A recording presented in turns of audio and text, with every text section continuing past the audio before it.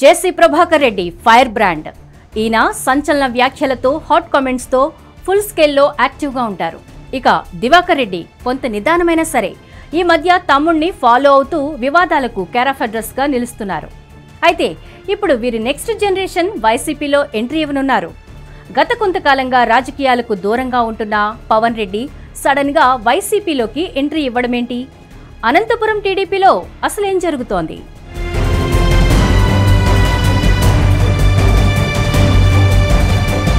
అనంతపురం జిల్లాలో జేసీ కుటుంబానికి ఎంత పట్టుందో అందరికీ తెలిసిందే. అదే సమయంలో ఆ కుటుంబం దశాబ్దాల పాటు కాంగ్రెస్తో కలిసి ప్రయాణించింది. 2014 ఎన్నికల్లో కాంగ్రెస్ ఏపీలో ఏమీ కాకుండా పోవడంతో జేసీ ఫ్యామిలీ టీడీపీలో చేరింది.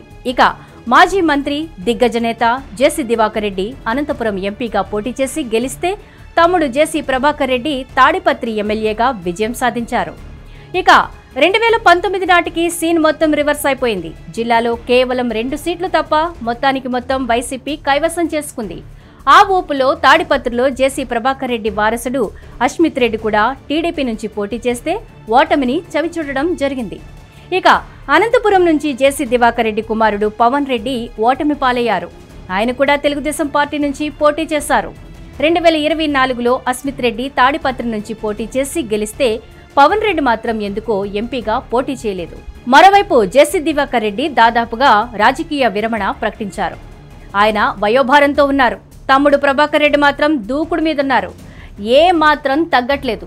కుమారుణ్ణి ఎమ్మెల్యేగా గెలిపించుకుని తాను తాడిపత్రి చైర్మన్ గా ఉంటూ ఒక విధంగా టీడీపీలో రీసౌండ్ చేస్తున్నారు. అయితే టీడీపీలో జేసీ ఫ్యామిలీ రాజకీయం కూడా అతి అవుతోంది అన్న చర్చ ఉండనే ఉంది.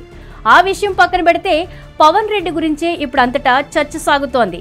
ప్రభాకర్ రెడ్డి కుమారుడికి ఒక రాజకీయ వేదిక దొరికింది.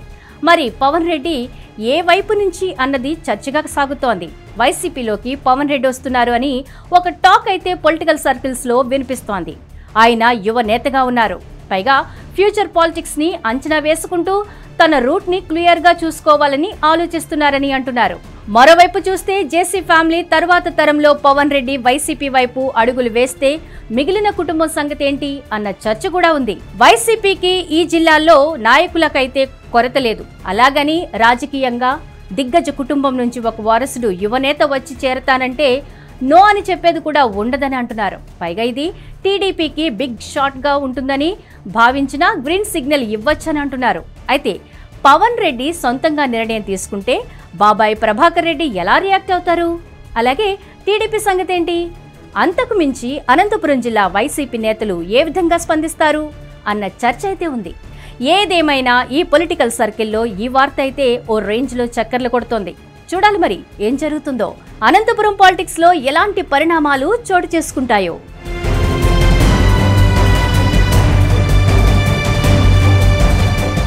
హిట్ టీవీ యాప్, ఇందులో short news, live news, entertainment shows, movies, digital magazines తో పాటు మీ జిల్లా వార్తలను కూడా ఫ్రీగా చూడొచ్చు. ఇంకెందుకు ఆలస్యం, వెంటనే హిట్ టీవీ యాప్ ని డౌన్లోడ్ చేసుకుని ఫ్రీగా ఎంటర్టైన్మెంట్ పొందండి. Hit TV app. Hit TV app.